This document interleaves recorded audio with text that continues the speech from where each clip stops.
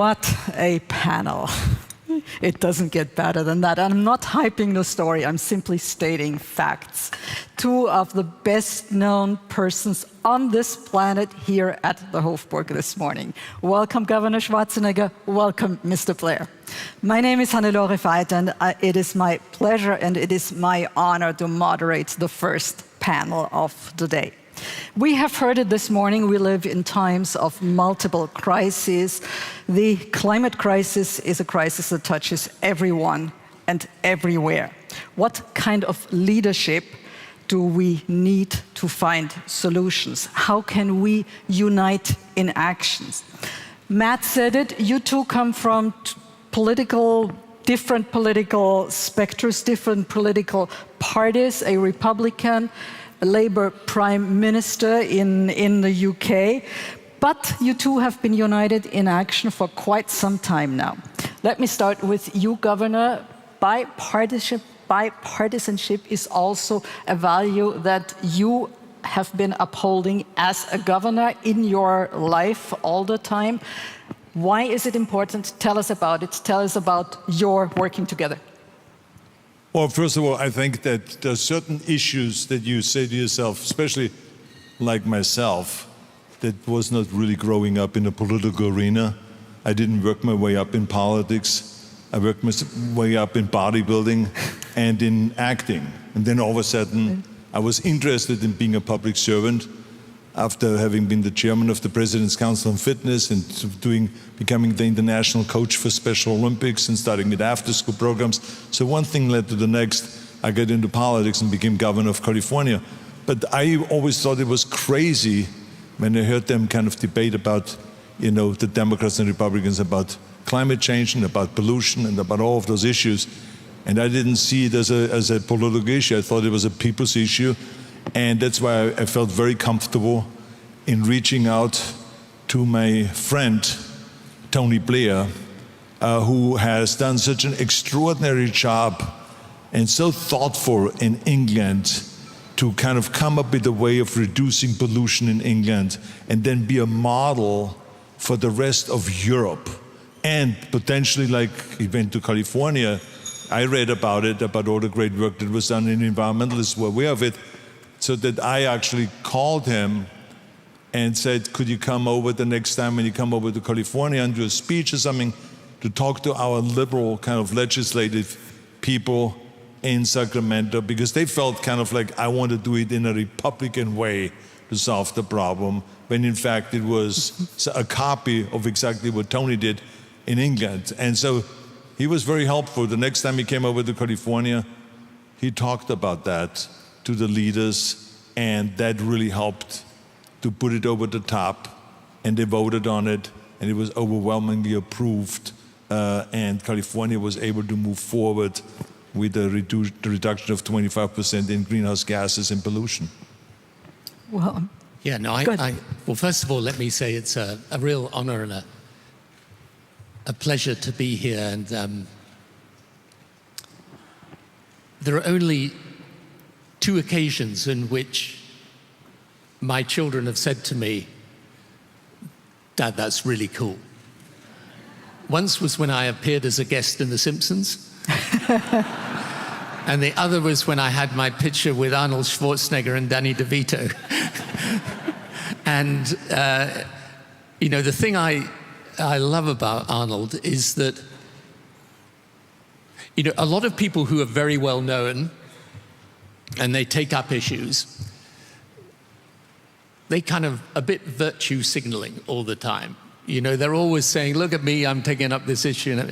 He is genuinely action-oriented. And what he did as governor of California, I was lucky in the sense that when I was introducing the first climate legislation, I had a pretty fair political wind behind me. You were often going into the wind, doing that, especially as a Republican governor. And there's really no one I have more respect for in politics than Arnold Schwarzenegger, because it's the combination of a good heart, a good mind, and a willingness to lead. And that's rare enough in any walk of life, and particularly rare in politics. So thank you. Well, thank you.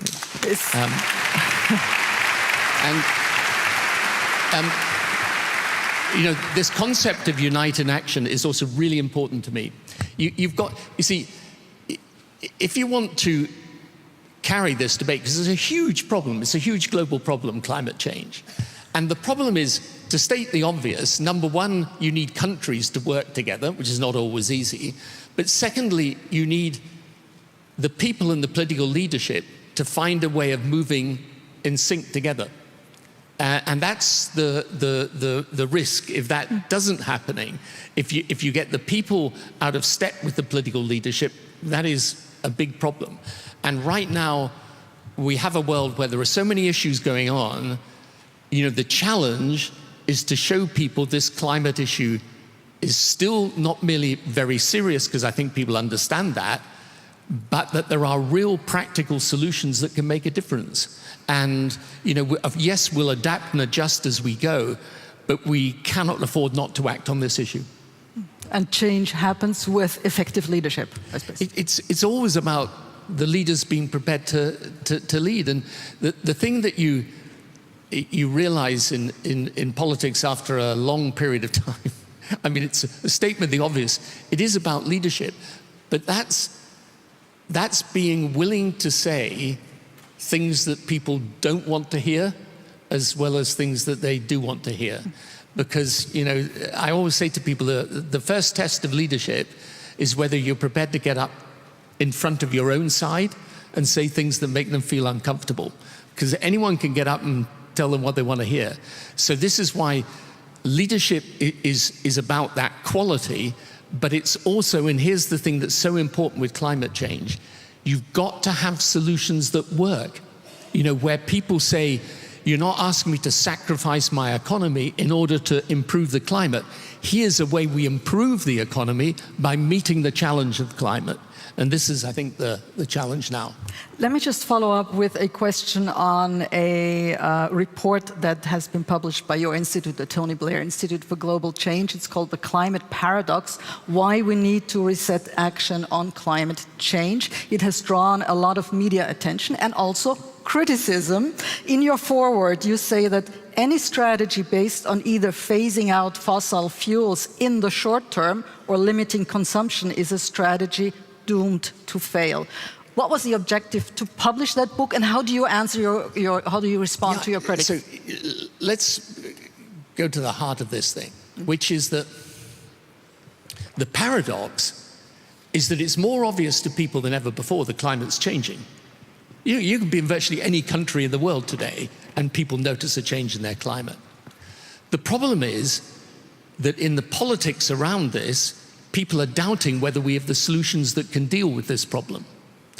And the issue has changed because whereas when I was first operating on this issue, the majority of emissions would still come from America and Europe. Today, what we know is the historic source of the emissions is with the Western world, but the actual emissions that are rising now are rising in the developing world, in China, in India, Southeast Asia. We've still got Africa yet to develop. And so the question is not just about how we take action in countries like the UK or Austria or even in the USA, but how we allow these countries to develop, but do so sustainably. And really what we're saying is, look, in the short term, we know because we can see it, there's still a demand for fossil fuels. So what does that mean in terms of the policy mix? It means, yes, of course, ultimately, we have to end reliance on fossil fuel, on oil, gas, coal, and so on. That's clear and sure. In the short term, because the 2030s is going to be a very critical decade for climate change, we've got to put some other tools in the toolbox. So, for example, carbon capture and storage, direct carbon capture, where the IEA reckon there are technology solutions coming close to fulfillment there, nature-based solutions. What you saw up on your screen a short time ago about food waste, about the role of agriculture in climate change, about afforestation, right? And also you've got mangroves, you've got the seabed, you've got nature's way of also storing, taking carbon out of the atmosphere. And then you've got a lot of technology that there is. AI, for example, can allow us to do our grids much more effectively. We could be consuming energy much more effectively. And then you've got new things like nuclear fusion, nuclear power, and so on. And then the final point, which is absolutely vital, because if the developed world's emissions go down, but the developing world's emissions go up, then the climate doesn't really care where the emissions come from. So the final part of this is that we propose new methods of financing clean energy in the developing world. It's true that there's been a massive boost to renewables. That's true. But the majority of investment in these last few years has been going to the developed world. And we need it to go to the developing world, where the amount of investment's actually been falling. So we suggest new ways of financing that developing world clean energy. Because in the end, these countries, especially in the poorest parts of the world, they're going to develop. So our job is to not just show, but to help them develop sustainably. Otherwise, we could win the battle in the developed world and lose it in the developing world. And that's not good for the climate or good for any of us. Thank you. Governor Schwarzenegger, terminating fossil fuels is also one of your key messages, short-term, medium-term maybe. How do we do that? What is the best way of going about it? Not whining, that much we understood. Is it incentives, limits, taxes? What's your message? Well, I think that I agree with everything that Tony said. It's very thoughtful.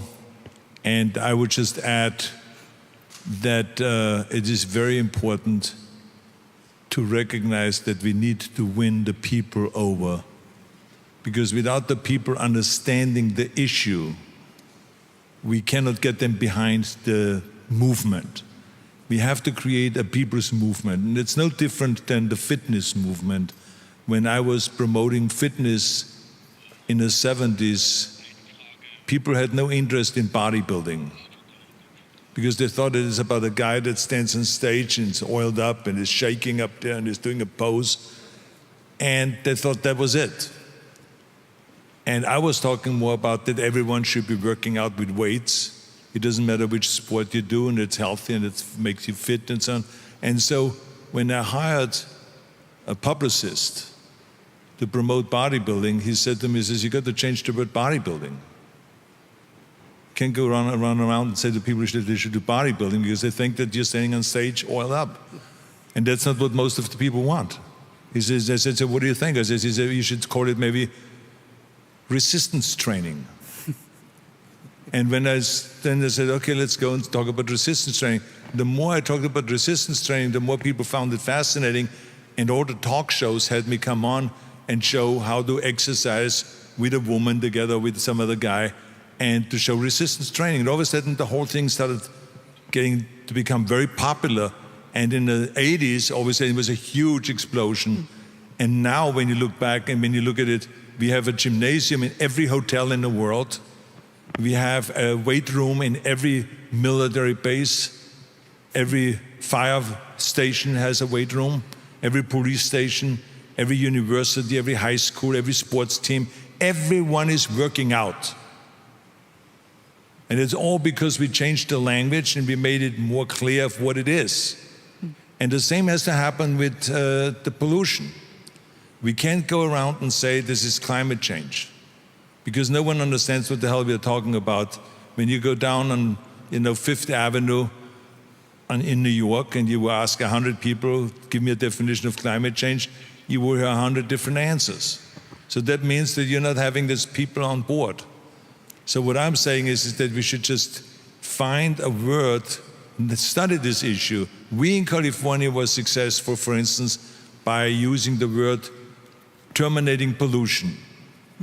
Because everyone understood pollution. Because Ronald Reagan was a Republican who created the Air Resources Board in California, which was the board that we used in order to accomplish all of our goals. It's an independent board. So the legislators pass the law, the governor signs it, and then it goes to the Air Resources Board. And so, but he never talked about climate change, Ronald Reagan. He created the Air Resources Board by saying, Nancy and I, we hate the pollution. We have tears in our eyes in the morning when we get up, and it's unacceptable. We can do better than that. And President Nixon, right after that, when he was president, created the EPA in Washington, the Environmental Protection Agency. Again, under the auspices of, we got to get rid of pollution, not climate change. Climate change is something that environmentalists came up with later on to be cutesy-wootsy. But I mean, it really doesn't do the job, because you got to talk about cutting pollution, because climate change is not killing millions of people. It's killing some people because of the fires and the floods and the storms and all of this, but not the millions of people that are dying every year, which is because of pollution. So we have to learn how to communicate So this the right is way. why it is important for everyone to communicate and to talk about, we got to go and get rid of pollution, rather than talking about climate change and that climate this. I mean, I heard the President of the United States, going on and give a speech, the State of the Union address, it was Biden, and he says, let me talk a little bit about climate. Let me talk a little bit about climate. What are you talking about? Why not just say, let me talk a little bit about how we have to reduce pollution, and talk about pollution. That's the enemy. Climate, let's talk about climate? That's the wrong communication. The people in the White House that are writing his speech should be fired immediately for not doing the research. To say to have a president spend 5 minutes on talking about climate, the world is listening, this is the best kind of exposure you can get, rather than talking about pollution. Fossil fuels cause pollution. We got to go and switch out fossil fuels with renewable energy so that we can breathe. And we in California showed a commercial to the people on television that was of a child, which was given to us by the American Lung Association, of a child with an inhaler.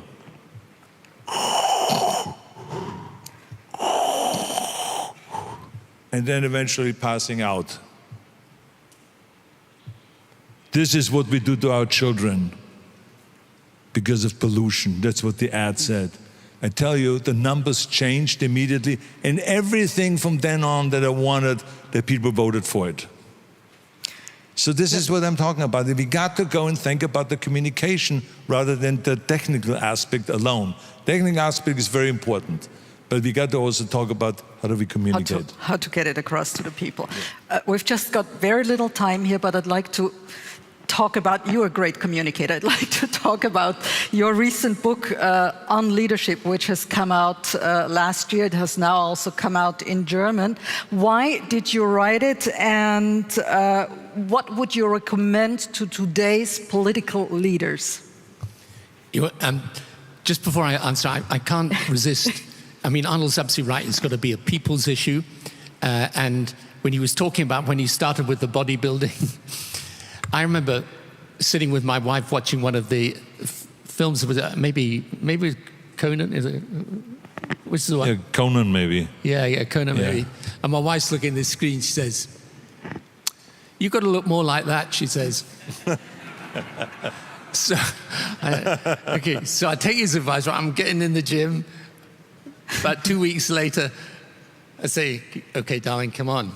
She says, "You got to get back in there again." So I'm afraid I never ended up looking like you, but it's you can't get everything in life. I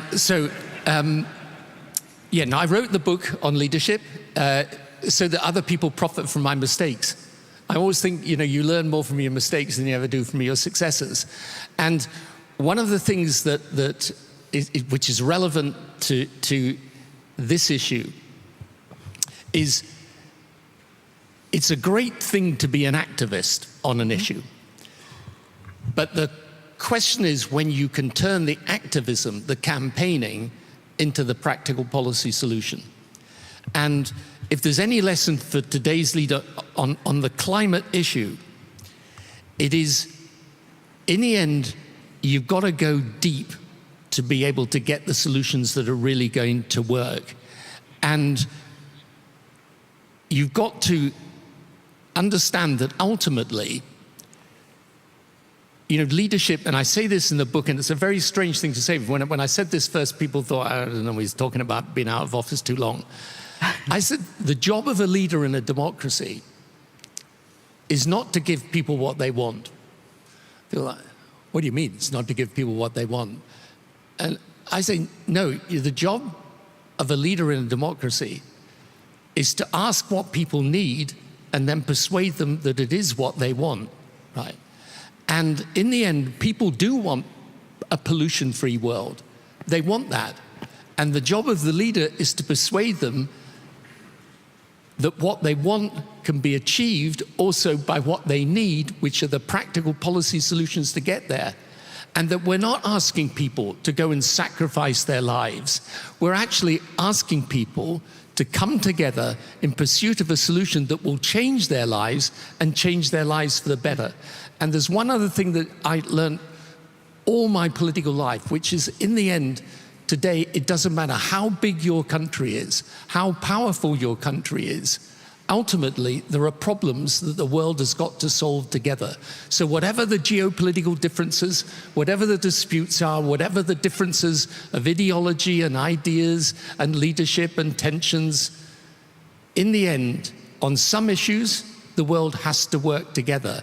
And this is an issue where we have to ensure that those big major countries that are coming up through the developing world are in dialogue with the major countries in the developed world. And even at the smallest country level, people are in dialogue together so that you can solve this problem together, because it won't be solved by any one country.